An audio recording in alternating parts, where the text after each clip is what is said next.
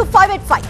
దొరికిన వాళ్లను దొరికినట్లే తరుముతున్నా, ప్రత్యేక టీంలను ఏర్పాటు చేసి పని పడుతున్నా, టెక్నాలజీని పూర్తి స్థాయిలో వాడుతూ బెంబేలెత్తిస్తున్నా డ్రగ్స్ దందా ఆగట్లేదు. చాప కింద నీరులా ఏదో ఒక రాంగ్ రూట్ లో ప్రతిరోజు గుప్పుమంటూనే ఉంది. అయితే ఇవాల్టి డ్రగ్స్ కేసు అటు అధికారులే విస్తుపోయేలా చేసింది. గ్రైండర్ గే డేటింగ్ యాప్ తో యథేచ్ఛగా డ్రగ్స్ విక్రయాలు జరిగాయి. డ్రగ్స్ కన్స్యూమర్లుగా పెద్ద ఎత్తున స్వలింగ సంపర్కులున్నారు. యాప్ లో రిజిస్టర్ అయిన వందలాది స్వలింగ సంపర్కులు కనిపించారు.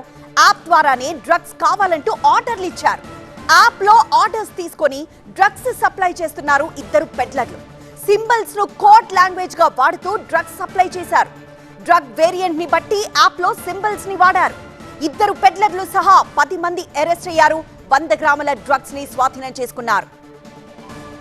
ఈ డ్రగ్స్ కేసును పూర్తి స్థాయిలో విచారించిన అధికారులు షాకింగ్ విషయాలు వెల్లడించారు. ఆ డీటెయిల్స్ బ్రేకింగ్ లో చూద్దాం. నిందితులు కన్స్యూమర్లలో కొందరికి HIV ఉన్నట్లు తేలింది. కన్స్యూమర్స్ లో ఒక డాక్టర్ కూడా ఉన్నట్లు తేల్చారు పోలీసులు. ఇంటర్నేషనల్ లెవెల్లో గ్రైండర్ యాప్ ని వాడుతూ ఉన్నారు.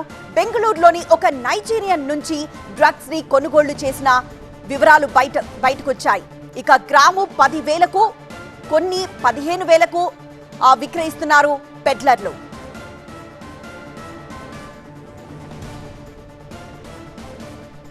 బెంబేలెత్తిస్తున్న ఈ డ్రగ్స్ సరఫరాపై పూర్తి వివరాలు మా ప్రతినిధి ప్రణీత అందిస్తారు. ప్రణీత, గ్రైండర్ యాప్ని యూజ్ చేసుకొని డ్రగ్స్కి సంబంధించినటువంటి విక్రయాలు జరుపుతున్నటువంటి ముఠాను ఈస్ట్ జోన్ టాస్క్ ఫోర్స్ పోలీసులు రైడ్ చేశారు. సో ప్రజెంట్ ఆ డీటెయిల్స్ వివరించేందుకు మనతో ఈస్ట్ జోన్ డీసీపీ బాలస్వామి గారు ఉన్నారు. సార్, ఎట్లా ఐడెంటిఫై చేశారు ఈ యాప్ ద్వారా ఈ విక్రయాలు జరుగుతున్నాయని? మనకు ఈ గ్రైండర్ యాప్ యూజ్ చేస్తున్నట్టు ఒక పర్సన్ యొక్క ఫాదర్ మాకు ఇన్ఫామ్ చేయడం జరిగింది. అది టాస్క్ ఫోర్స్కి ఇన్ఫామ్ చేయడం జరిగింది. సో అతన్ని పిలిచి మాట్లాడినప్పుడు అతను కొన్ని డీటెయిల్స్ చెప్పడం జరిగింది. సో అందులో నుంచి వీళ్ళు ఎవరైతే హోమోసెక్సువాలిటీ చేస్తూ ఉన్నారో వాళ్ళు ఒక స్పెషలైజ్డ్గా ఈ గ్రైండర్ యాప్ని యూజ్ చేస్తూ ఈ డ్రగ్స్ సరఫరా చేయడము, తర్వాత డ్రగ్స్ తీసుకొని ఈ హోమోసెక్సువాలిటీలో పాల్గొనడము, అదేవిధంగా వాళ్ళకు తెలిసిన మిత్రులను కూడా అందులో చేర్చడం అట్లాంటివి జరుగుతూ ఉంది. ఇదొక ఆర్గనైజ్డ్గా జరుగుతూ ఉంది. సో ఒక పేరెంట్ ఇచ్చినటువంటి ఇన్ఫర్మేషన్ ప్రకారమే మేము ఈ కేసుని ట్రేస్ చేయడం. ఈ యాప్లో మొత్తం ఎంతమంది ఉన్నారు సార్? హైదరాబాద్ రిలేటెడ్ ఎంతమంది అనేది ఐడెంటిఫై చేసిండ్రా? ఇందులో ఓన్లీ కన్జ్యూమర్స్ వీళ్ళేనా, ఇంకెవరైనా ఉన్నారా? సో దిస్ గ్రైండర్ యాప్ అనేది మనకు ఆన్లైన్లో ఓపెన్ సోర్స్లో లభిస్తూ ఉంది. ఇందులో ఎంతమంది ఉన్నారనేది మనం చెప్పలేము. బట్ ఈ యాప్ అనేది ఇంటర్నేషనల్ లెవెల్లో ఎవరైనా డౌన్లోడ్ చేసుకోవచ్చు. సో ఇందులో మెంబర్స్ అనేవాళ్ళు ఇంటర్నేషనల్ లెవెల్లో కూడా ఉంటారు. సో మనం ఐడెంటిఫై చేసినటువంటి లోకల్ ఎవరైతే ఇద్దరు పెడ్లర్స్, తర్వాత 7 కన్జ్యూమర్స్ ఉన్నారో వాళ్ళని ఈరోజు అరెస్ట్ చేయడం జరిగింది. HIV పాజిటివ్ ఎవరెవరికి ఉంది సార్? ఇందులో మేము వెరిఫై చేసినప్పుడు ఒక కన్జ్యూమర్కి, తర్వాత ఒక పెడ్లర్కి HIV పాజిటివ్ ఉన్నట్టు తెలిసింది. ఈ కన్జ్యూమర్స్కి నోటీసులు ఇచ్చి పంపారా, లేకపోతే వాళ్ళు కూడా అక్యూజ్డ్ కింద ట్రీట్ చేస్తారా? ఎట్లా?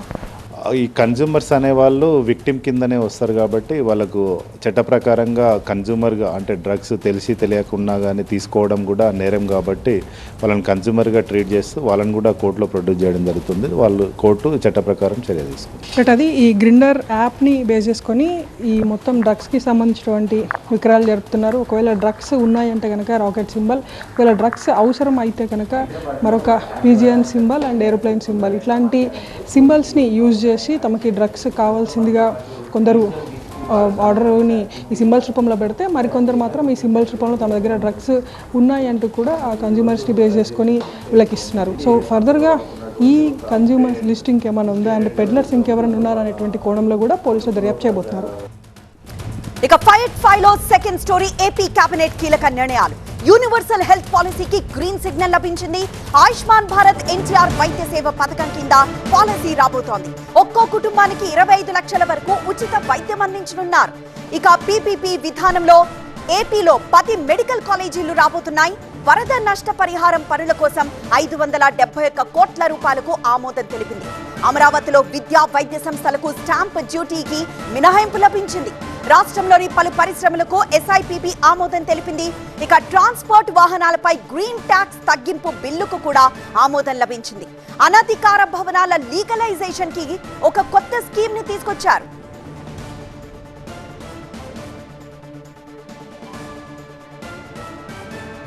3.5 గంటల పాటు సాగిన ఏపీ కేబినెట్ కీలక నిర్ణయాలు తీసుకుంది. ఏపీ వాసులకు గుడ్ న్యూస్ చెబుతూ యూనివర్సల్ హెల్త్ పాలసీకి కేబినెట్ ఆమోదముద్ర వేసింది. రాష్ట్రంలోని ప్రజలందరికీ ఆరోగ్య బీమా కల్పిస్తూ కేబినెట్ నిర్ణయం తీసుకుంది. ఆయుష్మాన్ భారత్ ఎన్టీఆర్ వైద్య సేవా పథకం కింద యూనివర్సల్ హెల్త్ పాలసీకి గ్రీన్ సిగ్నల్ ఇచ్చింది. దీని ద్వారా ఒక్కో కుటుంబానికి ఏడాదికి 25 లక్షల వరకు ఉచిత వైద్య సేవలు అందేలా కొత్త విధానానికి ఆమోదముద్ర వేసింది. ఆర్థిక స్థితిగతులతో సంబంధం లేకుండా అందరికీ హెల్త్ పాలసీ అమలయ్యేలా నిర్ణయం తీసుకుంది. రాష్ట్రంలోని 1.63 కోట్ల కుటుంబాలకు ఆరోగ్య బీమా అందేలా ప్రభుత్వం కార్యాచరణ రూపొందించింది. మరోవైపు కొత్త మెడికల్ కాలేజీల విషయంలోనూ మంత్రివర్గం కీలక నిర్ణయం తీసుకుంది. పీపీపీ విధానంలో రాష్ట్రంలో 10 కొత్త వైద్య కళాశాలల ఏర్పాటుకు ఆమోదం తెలిపింది. 2 దశల్లో ఆదోని, మదనపల్లె, మార్కాపురం, పులివెందుల, పెనుగొండ, పాలకొల్లు, అమలాపురం, నర్సీపట్నం, బాపట్ల, పార్వతీపురంలో వైద్య కళాశాలలు ఏర్పాటు చేయనున్నారు. ఈ మేరకు ఆర్ఎఫ్పీ జారీ చేసేందుకు మంత్రివర్గం అనుమతిచ్చింది. అలాగే వరద నష్టపరిహారం పనుల కోసం 571 కోట్ల రూపాయలకు కేబినెట్ గ్రీన్ సిగ్నల్ ఇచ్చింది. అమరావతిలో విద్యా, వైద్య సంస్థలకు స్టాంప్ డ్యూటీ మినహాయింపులకు ఓకే చెప్పింది. ట్రాన్స్పోర్ట్ వాహనాలపై గ్రీన్ ట్యాక్స్ తగ్గింపు బిల్లుకు ఆమోదం తెలిపింది. అనధికార భవనాల లీగలైజేషన్ కి కొత్త స్కీమ్ కు గ్రీన్ సిగ్నల్ ఇచ్చింది. మరింత సమాచారం మా ప్రతినిధి సత్యాన్ని అడిగి తెలుసుకుందాం. సత్య, ఏపీ కేబినెట్ లో ఇవి నిజంగా కీలక నిర్ణయాలు, చాలా డిఫరెంట్ టాపిక్స్ ఇందులో డిస్కషన్కి వచ్చాయి, అలానే నిర్ణయానికి వచ్చాయి. సో ఈ ఇంట్రెస్టింగ్ టాపిక్స్ లో ఇంకా ఏవేవి ఉన్నాయి? అంటే ప్రధానంగా 30 అంశాలను అజెండాగా తీసుకున్నారు. కీలకంగా ఏదైతే అమరావతి అభివృద్ధితో పాటు స్థానికమైనటువంటి సిఆర్డీఏలో ఉన్నటువంటి కొన్ని చట్టాలు, అలాగే మున్సిపాలిటీకి సంబంధించినటువంటి చట్టాలు, ఏదైతే అనాథరైజ్గా నిర్మిస్తున్నటువంటి కొన్ని నిర్మాణాలు కానవచ్చు వాటి మీద, అలాగే వైద్య రంగానికి పెద్దపీట వేసింది. వైద్య రంగానికి సంబంధించి ఏదైతే ఇప్పటికే కేంద్ర ప్రభుత్వం నుంచి ఆయుష్మాన్ భారత్ ఉంటే, ఇటు ఏపీ నుంచి ఎన్టీఆర్ ఆరోగ్య బీమా నుంచి ఏదైతే ఆరోగ్యశ్రీ కొన్ని సేవలు అందిస్తున్నారు. అయితే ప్రధానంగా రాష్ట్ర వ్యాప్తంగా దాదాపుగా 1,60,00,000 మందికి ఈ ఆరోగ్య బీమా అందే విధంగా, అలాగే ఒక్కో కుటుంబానికి 25 లక్షల రూపాయలు. ఎందుకంటే ఒక క్యాన్సర్ మహమ్మారి లాంటి ఒక ట్రీట్మెంట్ చేయించుకోవాలంటే దాదాపుగా 10 లక్షల నుంచి 15 లక్షల వరకు కూడా ఖర్చు అవుతున్న నేపథ్యంలో కొన్ని కీలకమైన నిర్ణయాలు తీసుకుని దాదాపుగా మొత్తం ఏదైతే 2,493 నెట్వర్క్ ఆసుపత్రుల్లో ఈ సేవలన్నీ కూడా అందుబాటులో ఉంచబోతున్నారు. అలాగే 327 చికిత్సలను కొత్తగా ఏదైతే ఇప్పుడు ప్రవేశపెట్టినటువంటి ఈ ఆరోగ్య ఏదైతే బీమా ఏదైతే ఉందో అందులో దాదాపుగా 327 చికిత్సలు ఉండేలాగా ఇదంతా కూడా ఒక కేబినెట్ ఒక నిర్ణయం కూడా తీసుకున్నటువంటి పరిస్థితి. ఏదైతే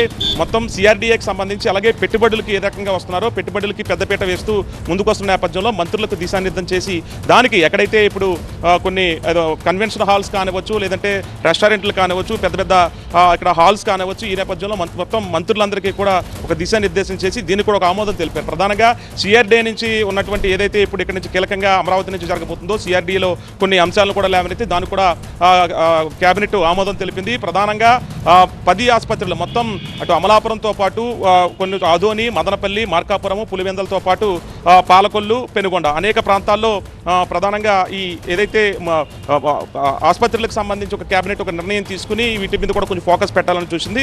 అలాగే అమరావతి నిర్మాణాలకు సంబంధించి ఇప్పటివరకు కూడా ఎక్కడైతే రైతులకు సంబంధించి ఎక్కడైతే భూములు 18,000 సంబంధించిన ఎకరాల భూమి ఇప్పటికే రైతుల నుంచి రావాల్సి ఉందో, ఆ రైతుల నుంచి సేకరించాల్సినటువంటి భూమిని ఏ రకంగా సేకరించాలనే దాని మీద, అలాగే రోడ్ల విషయాలు కానివచ్చు, ఇప్పటివరకు ఎవరైతే ఉద్యోగులు ఉన్నారో ఉద్యోగులకు సంబంధించినటువంటి ఇక్కడ భవన నిర్మాణాలు చాకచక్యంగా జరగాలంటే కూడా దానికి కూడా ఒక కేంద్ర ఏదైతే ఈ కేబినెట్ ఒక ఆమోదం తెలిపినటువంటి పరిస్థితి. మొత్తానికి ఒక హెల్త్కి ఏదైతే అణగారిన వర్గాలకు సంబంధించి అందరికీ సమానం చేకూరే విధంగా కూడా ఆరోగ్య బీమా ఆయుష్మాన్ భారత్తో పాటు ఇటు ఎన్టీఆర్ బీమాకి సంబంధించిన దాంట్లో కూడా కొన్ని మార్పులు చేసి దాన్ని కూడా ఏదైతే కేబినెట్ సమావేశం ఆమోదం తెలిపింది. ఇవన్నీ కూడా ప్రధానంగా యూరియా ఏదైతే సోషల్ మీడియాలో దుష్ప్రచారం చేస్తున్నటువంటి కొన్ని ఏదైతే వైసీపీకి సంబంధించినటువంటి కొంతమంది దీన్ని దుష్ప్రచారం చేస్తారో దాన్ని తిప్పికొట్టాలంటూ కూడా ఇన్ఛార్జ్ మంత్రులకు చంద్రబాబు నాయుడు ఆదేశం జారీ చేస్తూ, అలాగే నియోజకవర్గంలో ఉన్నటువంటి ఏదైతే యూరియా షాపుల దగ్గర లేనిపోని సృష్టించి కావాలనే అధిక మొత్తంలో యూరియా కొనేవాళ్ళు ఎవరైతే వైసీపీ నుంచి ఉన్నారో వాళ్ళని ఒక అంతు చూడాలంటూ కూడా చంద్రబాబు నాయుడు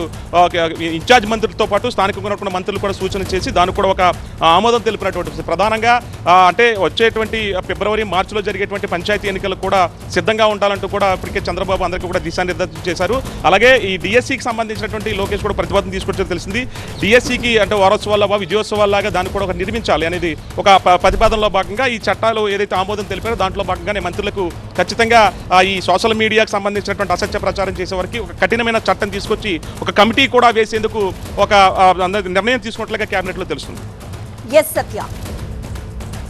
ఇక ఇటీవలే భారీ వర్షాలు వరదలు బీభత్సం సృష్టించిన కామారెడ్డి జిల్లాలో సీఎం రేవంత్ రెడ్డి సుడిగాలి పర్యటన చేశారు. కామారెడ్డి జిల్లాలోని పలు ప్రాంతాల్లో పర్యటించారు సీఎం రేవంత్ రెడ్డి. భారీ వరదలకు దెబ్బతిన్న రోడ్లు, పంట పొలాలను పరిశీలించారు. లింగంపేట మండలంలోని వరద ప్రభావిత ప్రాంతాల ప్రస్తుత పరిస్థితిపై ఆరా తీశారు. కుర్దు గ్రామంలో వరదలకు దెబ్బతిన్న ఆర్ఎన్బి బ్రిడ్జ్ ని పరిశీలించారు. వరదల సమయంలో బ్రిడ్జ్ పరిస్థితిపై ఏర్పాటు చేసిన ఫోటో ఎగ్జిబిషన్ ను పరిశీలించి అధికారులను వివరాలు అడిగి తెలుసుకున్నారు సీఎం రేవంత్ రెడ్డి.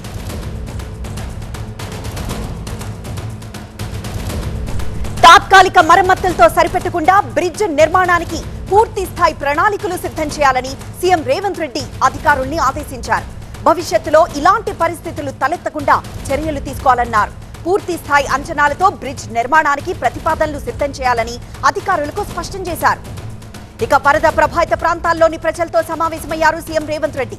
వరదలతో నష్టపోయిన ప్రతి ఒక్కరిని ప్రభుత్వం ఆదుకుంటుందని సీఎం రేవంత్ రెడ్డి హామీ ఇచ్చారు. సొంత నియోజకవర్గమైన కొడంగల్ మాదిరిగానే కామారెడ్డి అభివృద్ధికి కృషి చేస్తానని చెప్పారు. వరదల్లో చనిపోయిన బాధిత కుటుంబాలకు 5 లక్షల సాయం వెంటనే అందించాలని కామారెడ్డి కలెక్టర్ను ఆదేశించారు సీఎం రేవంత్ రెడ్డి. మీ సమస్యలకు శాశ్వత పరిష్కారం చూపించడానికి ప్రభుత్వం 100% పనిచేస్తుంది. కామారెడ్డి నియోజకవర్గం నేను ఆ రోజు చెప్పినా ఈ రోజు చెప్తున్నా, కొడంగల్కు నేను ఏం సాయం చేయగలను కామారెడ్డి కూడా అదే సాయం చేస్తాను. ఆ రోజు చెప్పినా ఈ రోజు కూడా మిత్రుడు వెంకటరమణారెడ్డి గారు ఎమ్మెల్యే అయినా తప్పకుండా ఆ రకమైన సహకారాన్ని అందించడానికి నాకు ఎలాంటి అభ్యంతరం లేదు. పనిచేయించుకునే బాధ్యత మీది. కామారెడ్డికి ప్రత్యేకంగా సహాయం అందించడానికి నేను ఎప్పుడు ముందుంటా. మీ కష్టాలలో మీకు అండగా నిలబడడానికి ఉంటా. తగిన రోడ్లను రిపేర్ చేపిద్దాం. అదేవిధంగా నష్టం జరిగిన వాళ్ళకి చేద్దాం. లేని పూరి గుడిసెలు ఉండి ఇల్లు కూలిపోయిన వాళ్ళు ఉంటే ప్రత్యేకంగా హౌసింగ్ స్కీమ్లో కూడా వాళ్ళని ఇంక్లూడ్ చేయండి కలెక్టర్. ఇక వరద ప్రభావిత ప్రాంతాల్లో పర్యటన తర్వాత కామారెడ్డి కలెక్టరేట్ లో సీఎం రేవంత్ రెడ్డి సమీక్ష నిర్వహించారు. వరద నష్టం అంచనాపై వివరాలు అడిగి తెలుసుకొని అధికారులతో చర్చించారు. క్షేత్రస్థాయిలో పర్యటించి నష్టపరిహారంపై అంచనాలు సిద్ధం చేయాలని అధికారులను సీఎం రేవంత్ రెడ్డి ఆదేశించారు.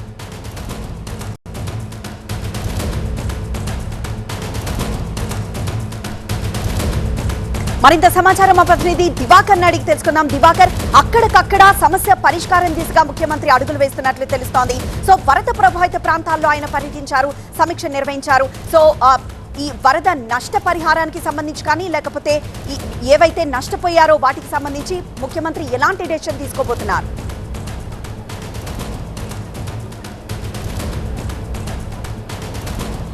ప్రస్తుతానికి ఇంకా కామారెడ్డి కలెక్టరేట్లో సీఎం రేవంత్ రెడ్డి రివ్యూ కొనసాగుతుంది. అధికారులతో ఇంకా సమీక్ష నిర్వహిస్తున్నారు.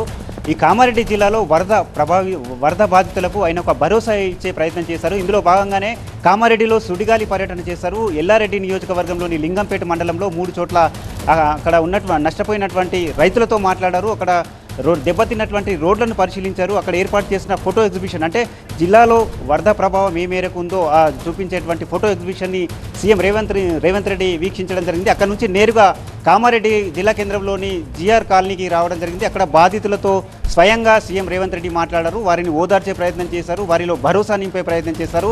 ఇందులో భాగంగానే అక్కడే బాధితులతో మాట్లాడిన తర్వాత అనంతరమైన మాట్లాడుతూ కొడంగల్ని ఏ విధంగా చూస్తానో కామారెడ్డి కూడా తనకు అంతే సమానం అని చెప్పి ప్రకటించారు. ఇందులో భాగంగానే అందరికీ శాశ్వత పరిష్కారం, ఇది కేవలం ఈ వరదలు వచ్చినప్పుడు వచ్చి తాత్కాలిక పనులు చేయడమే కాకుండా ఈ మరోసారి భారీ వరదలు వస్తే శాశ్వతంగా అంటే ఎలాంటి నష్టం చేకూరకుండా ఉండేట్టు శాశ్వతమైనటువంటి పరిష్కారాన్ని చూపుతామన్నారు. అదేవిధంగా జిల్లాలో వరదల వల్ల చనిపోయినటువంటి 6 కుటుంబ సభ్యులకు 5 లక్షల చొప్పున వారి కుటుంబాలకు ఆర్థిక సహాయం అందజేయాలని అధికారులని అక్కడే ఆదేశించడం జరిగింది.